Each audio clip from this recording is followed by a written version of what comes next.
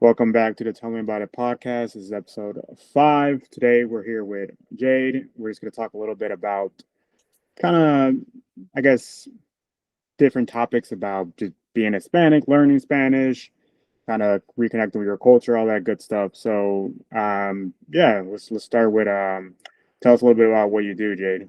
Yeah, hi. So I am the owner of Looking Bilingue, which is a company that supports nonprofits, families, communities, businesses, organizations with cultural reclamation surrounding Latinidad. And that can look like a bunch of different things. So sometimes I get called to do a workshop with people where we're working on our Spanish or even working on our English or working on biliteracy. I also do bilingual, bicultural story times for kids. I do professional developments, training sessions, and basically everything that has to do with understanding what it is to be bicultural, bilingual in society today. Yeah, awesome. And for you, I guess just to get a little bit of background on you, what's your family's background and like where were you born, all that good stuff. Yeah, so I'm Puerto Rican and Cuban. I was born in New Jersey. I like to call myself first and a half generation. I wasn't first, but I wasn't fully second. So I was very lucky to grow up speaking Spanish and English at home. I lived with both my grandparents, my maternal grandparents, and my mom. Got you. And have you gotten a chance to visit any of those countries, Puerto Rico or Cuba? Yeah, Puerto Rico, a whole bunch. Cuba, unfortunately, not yet. I kind of missed that window when Obama opened those borders, so that's unfortunate. But I'm hopeful that in the future I will get to visit Cuba. Got you. Yeah, and for New Jersey, I know because I've lived there, so I know there's like a lot of Hispanic people there. So it's kind of like it makes sense being able to actually use it. I mean, there's some parts of the United States where you kind of like feel like you're in the middle of nowhere where you may not use it enough. Yeah. Or have an opportunity to use it enough. And I mean, I'll tell you a little bit about my background. I briefly told you, but so I was actually born in Colombia, in Colombia. But by the time I was like 3, I was already in the States. Mm. And I did grow up in Florida, but not like because people think Florida a lot of times they'll think of like Miami and they'll think how just everybody there speaks Spanish. But I grew up in like more northern Florida, kind of by Daytona. So it's not that there wasn't Hispanic people there, but it was one of those things where I never had to use it. So something that I have or like my background would be just like how a lot of kids have it. Where even though I was born there, it was basically like I was born in the States. So it was one of those things where yes, English. Well, technically, Spanish was my first language, Mm-hmm. but by the time because I remember learning about learning how to speak English took me basically no time. It was like I got here at 3. By the time I went to school, I was like 5, and I already learned English via just television and all that because it's at that early age, it's you don't really even have to learn it in school. It just naturally happens like at that early age. Mm-hmm. Yeah, yeah. No, that's a huge population I work with. I work with a lot of kids in daycares, and their teachers and stuff like that. And yeah, you're right. There's a natural organic way that kids learn, which is actually how I end up teaching and coaching, which is teaching even adults or teenagers the way that little kids learn. That's through theater and movement, through games, through songs, through natural organic ways, not just sitting there conjugating verbs and stuff like that. So yeah, what you're describing is a lot of people's experience and a lot of people's cultural and language loss, or just kind of shifts. There's definitely a spectrum, but I completely understand who you are, because I know so many people like you, and in some ways I can relate. Yeah, no, that definitely makes sense. Yeah, it's kind of like one of those things where I notice when I meet people that are Hispanic in the States, people that were born here, or I guess in weird circumstances, like I came, it's like probably like 50-50 chance that they speak what I guess they feel like is a fluent form of Spanish. Mm. Yeah, yeah, yeah. um and something that I constantly remind people or inform them if they don't know, is that Spanglish is completely legitimate, and that's a whole thing I can go off on, but also just like the spectrum of knowledge, like it doesn't take you being able to defend a thesis in Spanish or any language to be considered bilingual. There's actually a pretty low bar to be considered bilingual, and a lot of people don't realize that. And actually, a lot of people don't even realize that there's a form of being bilingual where you're receptive bilingual. So receptive bilingualism is when you can understand, you can receive it, but you can't communicate back, right? You're like, up, understood everything you just said, but I have no idea how to respond to you, or I do and I can't do it quite in the time that I have. So yeah, there's a lot of ways to be bilingual, and a lot of people don't realize that. Yeah, no, that makes sense. So definitely, like you said, receptive bilingualism is, yeah, I mean, I think that's a lot of key people. I definitely am that 100%. Yeah, because it's like, just for me, also a little bit more background is like, for me, my mom was the one that I grew up with, and I grew up with my dad. So listening to my mom speak Spanish with my grandma, that's how I was able to understand everything. But a lot of times, like many other kids, you were responding English. Mm. Do you understand what's going on? And then you just say something back in English. Or like the only time I really had to use Spanish when I was really young would be like maybe if like, because eventually I remember like my cousins came over from Colombia, or if I'm talking to my grandma, like I would speak to her in Spanish, but I don't know. It's one of those things where it was like, since I never learned it in school, it's not like it was the proper form of, I guess, how to speak it, but it was just kind of, yeah, like many people, broken, but it's understandable. But yeah. Yeah, no, I mean, you're describing what, and again, everybody lands somewhere different on the spectrum of language, but you're describing even like part of my experience and the experience of people that I work with, that I know, that I'm like really good friends with. It's the Spanish you use with family, or, and I'm going to say Spanish, but anybody can insert any language here, right? Like, you can, Yeah. there's tons of cultures that can relate to this. But the Spanish that you use with family can be limited, right? Like I didn't talk about politics with my grandma. I didn't talk Yeah. about, or in the same way that like if somebody were to be like, hey, can you describe to me how to fix a car? And I'm like, no, because even in English, like I don't have that I don't have that knowledge Yeah. quite Yeah. in the way, right? So I mean, that's how I connected to a lot of people. It's like there's even stuff in our languages that we speak every day very comfortably that we're maybe not as fluid in. So it's that same description, but in Spanish. And so what the language you probably use with your grandma was limited to a certain set of topics and conversations, repetitive stuff, and you probably really had that down. But then expanding beyond that, and and depending on kind of what they asked of you, which is neither good nor bad necessarily. It's just kind of like, oh, okay, this is where we're gonna be in our language. That's what you know or what you knew. And so, I always tell people, I grew up speaking Spanish. I was able to be upset in Spanish. I could get angry in Spanish, but even those were limited. And it wasn't until I moved to Spain for 8 years, and that was something I did right out of college. And I lived there for 8 years in Barcelona. And when I was there, I was like, crap. I'm like, there's stuff I want to say that I can say really well in English, and I could like talk in that language, using language to your advantage. And I'm like, and I can't do that at the level that I want to, and that I know, and that I feel in Spanish, because I wasn't talking to my grandma or my grandpa anymore. Now I was talking, out at a cafe with friends about the current political situation, about how I felt about the job market.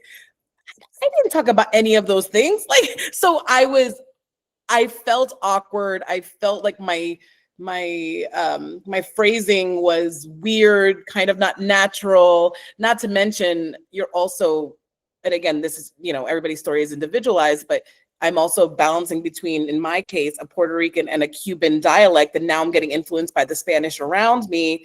And so it's just this like, so I would say, and somebody could like come and analyze me if they want to, that when I go into higher level language in terms of topics and more intense things, let's say, it probably gets really vague what my accent, what my rhythm, what my song is, the vocabulary I use, because now I'm probably leaning on a lot of the vocabulary and the phrasings that I learned in Spain that I didn't necessarily have in my Puerto Rican Cuban dialect. So it could get really, really interesting when you get into it. Yeah, I mean that definitely makes sense. So like, I guess let's kind of dive into that for a second because that's Mm. interesting. Like just being from obviously, Cuban and Puerto Rican have their own distinct accents and dialects, like you're saying, versus European Spanish and Spain. That's different. When you were there, did you ever feel like did anybody ever like tell you, because obviously you're still learning the language, was Mm. your experience there good as far as like people being receptive to your Spanish, or were they kind of, did you ever feel like people look down and be like, hey, you're not speaking proper or anything along those lines? Like, what was your experience overall? Oh yeah. I mean, and it's interesting because as I tell people, I'm like, I'm not, I mean, no, you can argue this. I'm not a language learner, though I'm still learning things. Mhm. Um, I mean, always. Even in English, sometimes I'm kind of like, oh, I really need to spice up my language a little bit. But I was a very comfortable native, am a very comfortable native speaker. I'm very like organic in the way that I speak. And a lot of things are not what they do, are not what they say. Oftentimes they didn't know, and quite frankly, neither did I. Sometimes, sorry, I'm all over the place, but what I mean to say is oftentimes I wasn't sure if I was saying something incorrect and actually incorrect, and I'm doing quotation marks, actually incorrect, like, oh, you just didn't say that correctly in any Spanish. Or if it's just not what they use, right? And I think that was the difference. Like, oh no, in my cultures, right? And there's a couple of things I can break down for cultures there. In my cultures where I grew up in New Jersey, this is normalized. In the States, Yeah, this is actually a way that we speak. There's the general United States part of it. Then there's what specific things were Puerto Rican or Cuban. And I couldn't even tell you. A lot of times people go, oh, that was so Cuban. Oh, that was so Puerto Rican. I'm like, haha. And I find it delightful to learn that because I'm like, I have no idea. I'm just kind of using the tools that I have. yeah, And so it was hard for so many reasons in Spain because sometimes I was like, oh, okay, no, I understand how that was Spanglish and they would not understand that here. Okay, when I say, instead of saying, a good example is freezer for freezer. That's total English. Okay, sure. that was very clear to me in the Yeah, circumstances I learned that. I was like, oh, puede poner el pollo en el freezer. Can you put the chicken in the freezer? And he was like, in the what? And I was like, and I thought to myself, and I'm like, wait. And then I was like, okay. And in Spanish, I described them like the even colder part on top of the fridge, which is hilarious if you think about it. And he was like, oh, el congelador. And I'm like, the what, girl? And so, yeah. And so I was like, okay, clearly when I said freezer, that is a Spanishized English word. Okay, that's yeah, very clear to me. I understand that's where code switching comes in, right? When I'm in the States, I can use that mostly and people will understand. If I'm going to be in Spain, they're not. But the problem with Spain is, and then obviously the other side of it is I just said something completely incorrect, which didn't happen that often because again, I am considered a native speaker. It was just, maybe there was awkward phrasing. But the yeah, problem with Spain is that they're racist. And let me tell you, Barcelona became my second home. I love it there. I had such a good experience. It's my second adopted home. I have such love for people there and for my friends and everybody there. But that being said, as a brown woman, it was very hard, not only coming in with a different dialect, right, which has a lot of story, a lot of culture behind it, but also looking the way that I do. And so sometimes I was like, okay, was that Spanglish? Was that just incorrect? Are they just being racist and they're looking to, and they hear that I'm different and they just want to give me a hard time? And yeah, yeah, that would happen. There are a lot of things that happen and so oftentimes I was like, crap, I don't know the answer to that. I don't know what it is. Are you just giving me a hard time? Or alternatively, are you, I would be talking to somebody like, oh, you have an accent. I'm like, yeah, no, duh. Like, yes, I have an accent because I am yeah, not from here. And it was just really frustrating because people felt like they had to make it into this whole performative, chaotic thing. And that really made me feel insecure a lot of times. And it took me kind of being like, you know what? If I don't ask you to correct me, don't correct me.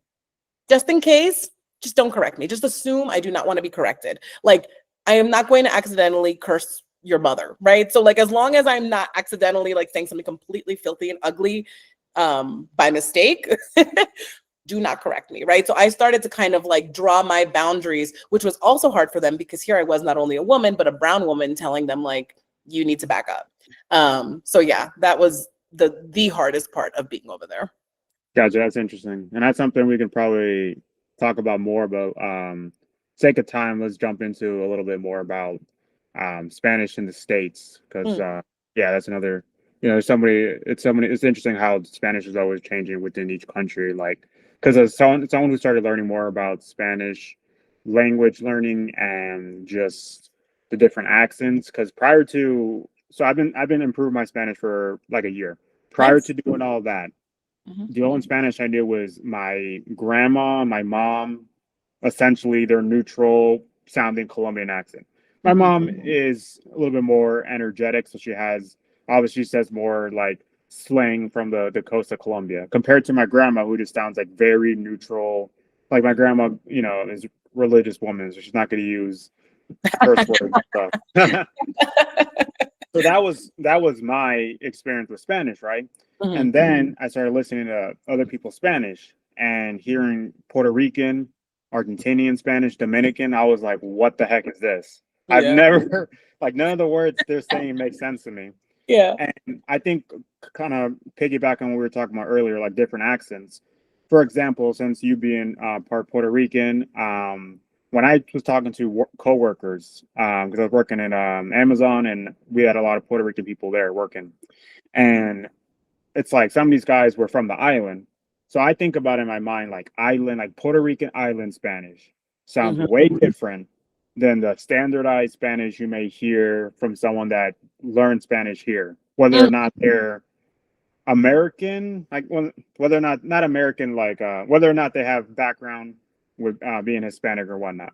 mm. But it's like because I have a friend, for example, that's Puerto Rican, and she can talk Spanish. She's not like 100% fluent, but she can carry a conversation. She grew up in the church, and but her versus some of the island Puerto Rican I heard is like it's like night and day. You know, Yeah. it's Yeah. just so Yeah. interesting. It's like the flow, the words, the timing. It's almost like And where'd she grow up, you said? where did I grow up? No, where did she grow up? Oh, she grew up in Rochester, New York. So yeah, no, it's what I call, I mean, there's a million different names you could like kind of Yeah.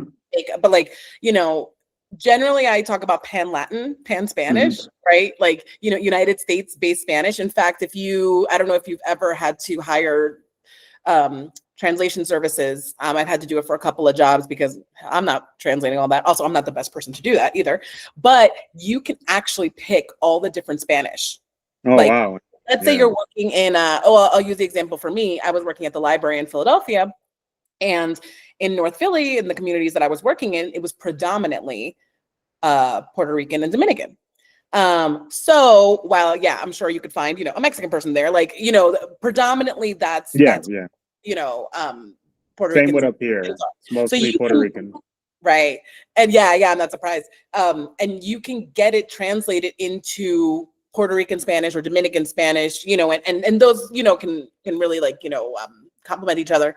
And where I live now, I live in New Mexico now, I would probably get that translated to Mexican Spanish, right? And again, that's even generalizing because depending on where you go in the country, there's differences, yada, yada, right? But yeah, so I'm not surprised at all because then when you pull back even more, another option to pick, which I also felt was a really nice option, it's called US based Spanish. Now, Yeah. I'm a translator, and so I can't explain that quite as intelligently as they can, but I love that because it's honoring the fact that like you and me could have grown up next to each other. And, if I came over to your house, I'd hear your grandma say something, you'd hear my grandma say something. And like we pick things up, right? Yeah. From people around us. And so where I grew up, for example, in Hudson County, New Jersey, shout out North Bergen, you know, everybody like overall, you could paint like a broad Cuban stroke, and most people were Cuban, but there were a lot of other people there, with different Latino backgrounds. And so anybody, even if they're not of Latino heritage, like understood the Spanish from there to be a very specific kind of Spanish, right? But there were Yeah. different influences. So like, maybe I said something that was a little bit more Mexican because I grew up with a Mexican neighbor. I had a Peruvian neighbor, and so like that US pan Spanish is very real, and it's speaking to what you're speaking about, which is like, yeah, I don't sound like I grew up in San Juan because I didn't grow up in San Juan. Yeah, yeah. Like, but also we have to, and I say we very generally, we have to stop putting pressure on people to sound like where their families are from. Yeah. Because yes, we have our roots there, but I didn't grow up in Havana. I didn't grow up in Mayagüez. Like, I didn't grow up in those places. So why would I sound like that? Right. I grew up here surrounded by all those accents. And so, yeah, I'm going to sound like I grew up around here. And you said very specifically, your mom grew up along the coast. That influenced the way that she spoke. I'm sure that when she came to the States, there was an influence there too. So, yeah, I call it pan Spanish or like being pan Latin, as a way to honor the fact that, yeah, our stories kind of, have layers. Well, yeah, I mean, it's interesting too, because it's like people, I don't know if people know this, but it's like the language where Spanish is spoken the most, if I'm not mistaken, I believe is United States, just via people. And then I think second, I believe, is Mexico, and then I believe third is Spain. Yeah, So I think it's you're right. because I saw a fact recently. So that's like even where the language originated in Spain, Yeah. they don't even speak it the most now as far as just population.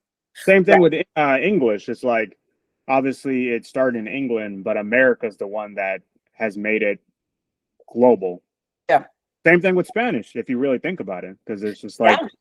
like as I mean, but it's not something that we are taught in school. Like America is, it's I think it's what people call South America. That's technically all the Americas, all those countries plus Canada plus United States. That's all the Americas. But we're just taught in school to split it up so people don't think like Colombia is part of the Americas or Puerto Rico. All the islands are part of America. Yeah. Shout out to Bad Bunny for bringing that to light at the Super Bowl. Yeah, no, that's very true. And so you're gonna encounter different accents, different understanding, different, I like to think of language also, especially when you're trying to develop your language, like you are, like, like I continue to, like they're tools. So you have your toolkit kind of like, around your waist. And so, I recently, I have a 3-year-old daughter, and I was like, how do you say slide?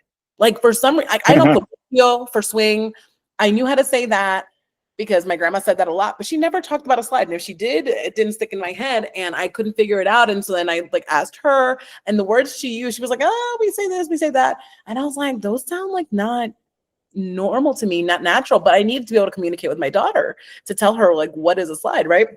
And so like, I decided to pick one that felt right. And it's not necessarily a Puerto Rican or Cuban one. It was just one that I felt, it felt natural rolling off my tongue, right? But I just need the tool. Like, for me, it's not important to set, like, I'm not trying to convince anybody I was born in Ponce, right? So, what was the word? Okay, so because I don't know. I don't yeah, there's a couple. So hers was chorrera, I think. Okay. And then I was like, that sounds gross. Yeah. And then I know in Spain, I'm pretty sure if I remember correctly, they call it tobogán, like toboggan. And I was like, that sounds really intense and I don't like it. And then I landed on resbaladera. See, I think I like that the best too. Right? Because it sounds like, it sounds natural. fun. It sounds fun. It doesn't sound like, like I'm defending a thesis. It like tobogán. Yeah, and it doesn't sound gross to me. And it was silly. And luckily for me, it wasn't like, a culturally important word that I was like, oh no, I need to make sure that I say, X, Y, Z. And so, and there's a bunch more, by the way, because I went on a whole tirade asking everybody what their family said. And everybody's like, I don't know. So they would go and find out. And there's a lot more. So. Gotcha. Yeah, I mean, I think that's interesting too. And then with the last part, we can kind of wrap up with talking about just for the people that are similar situations as me, or maybe sort of similar to you as well, where it's like you use Spanish, but it's not like you grew up in a country where you're constantly using it, but you use it with family. I guess it's kind of like, what do you think the best advice would be for people that are trying to learn, trying to reconnect with their culture? Like from my perspective, what I did was Like I literally, because I understood the language, for me it was just like, all right, I understand the language. Let me actually just learn it Mm, to, I mean, if I get good enough one day, who knows? I can use it to help people work wise, or or even if I never do that, it's still a fun hobby to do. mhm, So it's one of those things where it's like, from what I've done, it's just kind of like, where do you start with people that like, oh, I want to learn Spanish. And like, from what I understood, everybody, for whatever reason, it's like Duolingo has like the grip on everybody, where it's like that's the go to method. So I yeah. did like Duolingo. I did this app called Hello Talk, and then like I got advice from like a buddy, gave me a bunch of advice on what to do. Mm. I currently use this app called iTalki, where you can pay for Oh, yeah. classes with a teacher, and there's Mm, other one free play. There's a bunch of different ways to learn Spanish, and it's like, are you gonna go the talking route, the grammar route, mm, watching things? I feel like those three combinations is probably the best. Is doing like a little bit of this, a little bit of that. Because if you're just learning grammar, you're probably not gonna want to stick with it. And mm, just listening to music, that's awesome, but the rules are still important to learn in order to speak proper. For I mean, and even if you don't speak proper, that's okay, because it's like people say slang and stuff like that, but you still should know the rules as far as like, just it's gonna make you sound better, but it's a ongoing process. But yeah. regardless, it's like, how would you feel is the best way for Hispanic people to learn Spanish, like whether or not they understand it or not, like because there's so many different tools and routes, and how would you go about it? Yeah, I'll say that, my personal opinion and the method that I teach with is the most important thing to me is communication. For some people it's accuracy, for some people it's fluency, like feeling that fluidity. And for me, it's like if I like, I don't know, here's an old reference. If you pick somebody up like they're in Roller Coaster Tycoon or in Sims and you're like hanging them, dangling them, and you drop them in Colombia, you know, could this person find their way to wherever they want to go? Right. And that's how I think about it. I'm like, you can say, the English equivalent of the people is, right? But I'm gonna understand what you're saying. So to me, it's communication, right? Like it's being able Yeah, to use the language.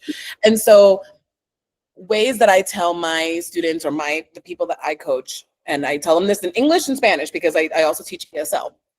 Um, First of all, I think Duolingo, all those apps and things like that, I think they're great supplemental tools. I think they're wonderful, and they've got it down in the sense of like, this is, a yes and. But I think that you got to use it. You got to use it, right? Playing a game on your phone is great to like keep it supporting in your mind, but you got to use it. So, follow things that interest you, that aren't just about language learning, right? But that interest you. So, for example, I am into running races and triathlons. I love it. oh, nice. And so, thanks. And I follow pages in Spanish and in Catalan, which is a language I learned when I was in Barcelona.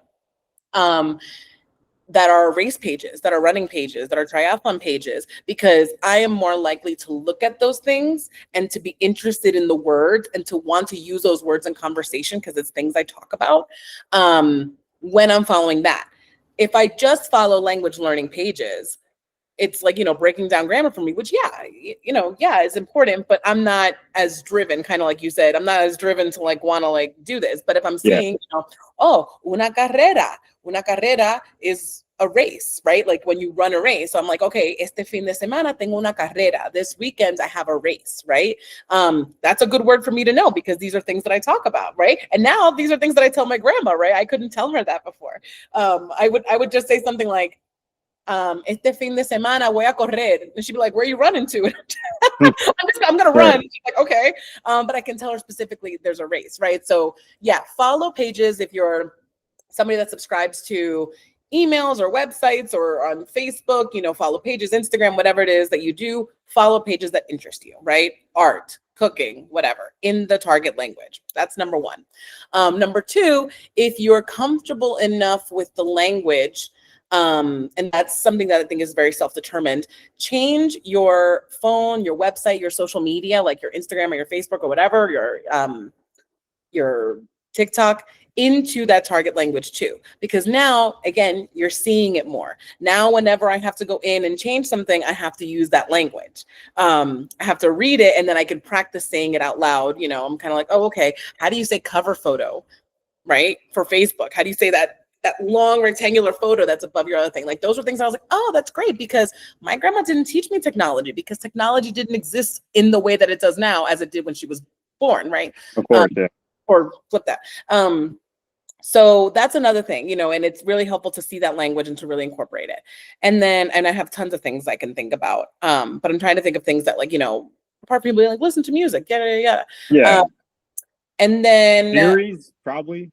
Like series. watching like a series you like. Oh, series. Yeah. And I Because think people love binge watching stuff. yeah, So. but I'll take it one step further. Watching things and listening to music is fantastic, but you're just feeding the receptive bilingualism of it all. Now, let's say you and I decide that we're going to watch Friends. I hate the show, but let's say we decide we want to watch Friends, right? In Spanish. What if after watching an episode, whether it's in English or Spanish, right? Afterwards, you and I have a discussion about the episode in Spanish for 10 minutes, for 15 minutes. And we dedicate that because we're both learning this language. And we're like, okay, we're going to discuss this now the way that we would organically, right? After we finish, you know, right now, Love is Blind, the new season is out, right? So let's say that my husband and I decide that we're both working on our Spanish and we talk about Love is Blind in Spanish.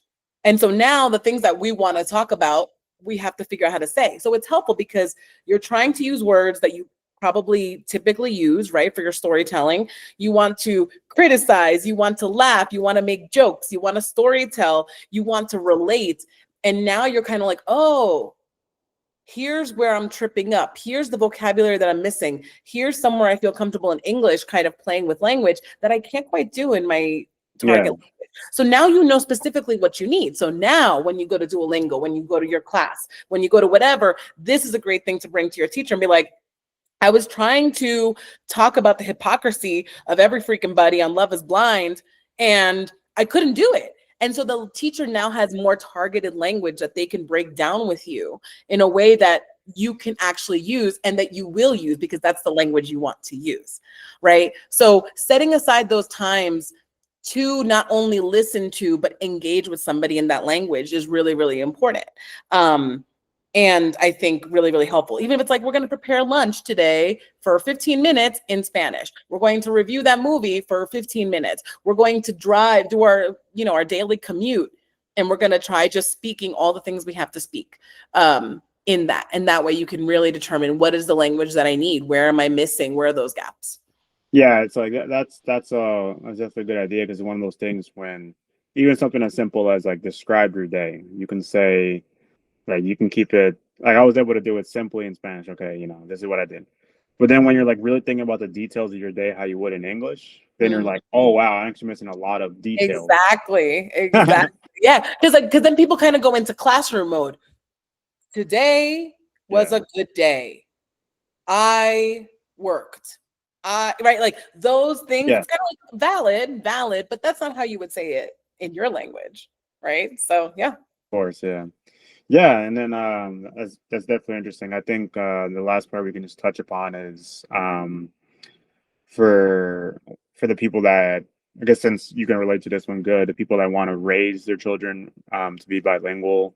What are some things you like to do to kind of, you know, keep that? Because a lot of parents, I guess in the past, I don't know how it is nowadays, were scared to teach their kids Spanish or whatever language because they're afraid like they wouldn't know English. You know, they wouldn't. They would have maybe an accent, or they just would get things mixed up. I feel like nowadays science shows that it's not necessarily the case.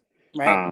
But like, what would be some word of advice you would give for people that want to raise their children bilingual in the States? Yeah, so this is actually a service that I provide.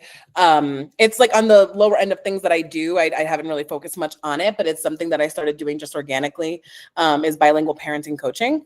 And what's beautiful is that I'm doing it right now, like as a mom. I have a 3-year-old and I speak to her in Spanish. And sometimes I'm like, crap, I don't know what to say, or I don't know how to explain this in a way that's fluid. And so first of all, I think people, regardless of language, regardless of level, you have to accept that there's going to be things that you don't know how to say in the, best way. And I'm not talking about correctness. I'm talking about just fluidity and yes, accuracy, but really more like you're communicating not only in a language that maybe you're not as comfortable in when it comes to this, but you're also communicating to a child. So you have to think differently, and I think parents or anybody that works with kids can understand when you're talking to a kid, even in your native language, your maternal language, it could be complicated because you have to explain it in a way that's not like, you're in a boardroom, right?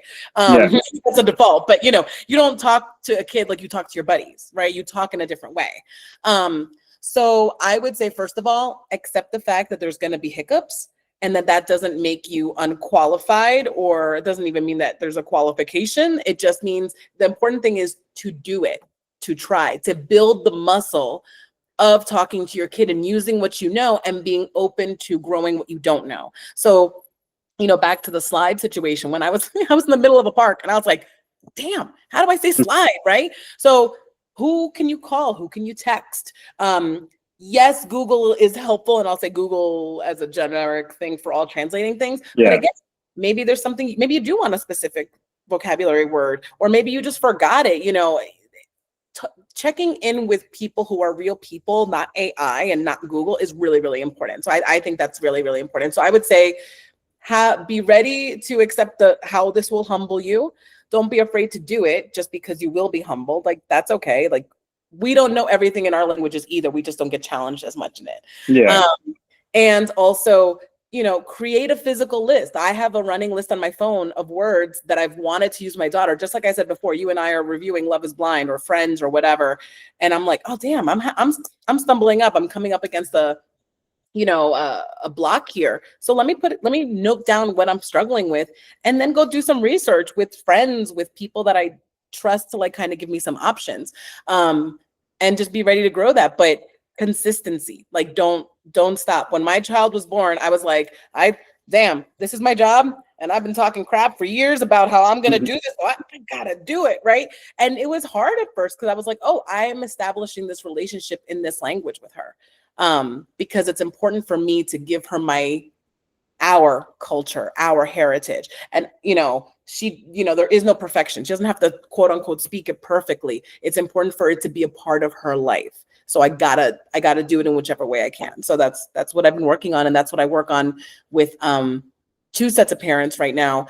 I pretty much meet with them. They tell me about their week, what they do, and I kind of give them ideas and, of how to incorporate more Spanish into their day-to-day. And then they send me messages, they check up with me, they kind of like, all right, what's the best way to do this? And it's possible and it's doable. It does take effort. Yeah, no, that definitely makes sense. It's just one of those things that it's like keeping the language alive because it's so easy to rely on English United States because it's just, although I would definitely say Spanish is like the second language here. It's not like you have to speak it. It's just I would say it's a plus to speak it, Right. Or it's a privilege, I guess, to speak it too. Yeah, absolutely. And yeah, that definitely be tough trying to raise your kid in that type of environment. But I do know, obviously, you have good tools to do that, and then also there's, depending on where you are, there's bilingual programs, schools, stuff like that. Some people are luckily able to do that. So yeah, definitely rely upon those things. Like we said, like TV shows, things like that, playing games, playing songs, children's books. Oh, that's another piece of advice I have. Children's books, whatever your target language is, those are very visual, very tangible, very simple ways of like filling in those gaps and of, building upon that. When you're reading with your kids or to yourself. I'm actually with my ESL class in about 2 weeks. I'm going to have a fun exercise where I'm going to bring in a bunch of children's books in English so that they can, read and see what they're talking about. Yeah. And this has definitely been fun. I mean, we could talk about this, I think, I feel like for days, but no, this has been fun. I think we covered a lot of good topics and just gave a bunch of good advice for people that are trying to improve their Spanish. My last thoughts would just be, I think definitely go for it. I mean, I feel like if your family is Hispanic and you can understand the language, you're basically halfway there. Just keep going. And, you have you'll be surprised how much you can just pick up on it again from just practicing with family or friends or whoever you can do it with. Don't be embarrassed, don't be scared, because I know It's it's never too late. yeah, People never too late. people feed to adults, oh, when you're an adult, you can't learn language. That's a lie. We're just busier people. Like, Yeah, yes, there's cognitive, whatever, but it's not an impossibility. We're just busy and we have different priorities, right? Kids' job is to go to school. It's a totally different story, yeah, right? And yes, they are more sponge-like, but it doesn't mean that we're not able to learn languages. You can learn languages and you can reclaim them. yeah, 100%. If anything, I mean, technically, I don't know if to say we're smarter than kids is accurate as far as language learning, but I it's know. like we can do it, because Yeah. the kids And we that have are, more motivation. We have more yeah, motivation. Like, right? We're doing it on purpose. We're not doing it because we got told. yeah, yeah. But yeah, Yeah. never too late. Keep learning. Don't be scared. Don't be embarrassed, because I know a lot of people are just too embarrassed to do it. Yeah. But yeah, this has been great. Thanks for Thanks for having me. yeah, this has been a good time. Thank you guys so much for watching. Like, subscribe. I'm gonna tag Jade's page, Yeah. all that good stuff. But yeah, Follow me at Looking Bilingue. oh yeah, awesome. Yeah, I don't even know my Instagram handle, but whatever. All right, thank you so much. This has been fun. Thanks.